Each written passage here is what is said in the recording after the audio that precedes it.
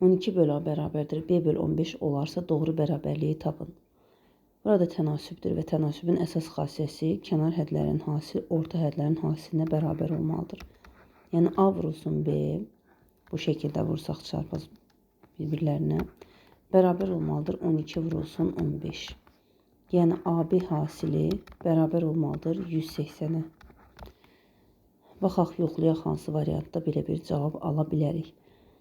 AB bərabərdir 4 vur 5, xeyr 4 vur 5 20-dir. Digər tərəfdən, burada 5A 4B'yə bərabərdir. Biz əgər yəni baxsaq görək ki, bu tənasübümüzə uyğun deyil. Digər tərəfdən 12 vur 15 A vur B. Bəli, bu doğru tənasübdür və cavabımız da elə bu olacaqdır. Çünki AB hasili 120-yə bərabər deyil, AB hasili 170-ə bərabər deyil.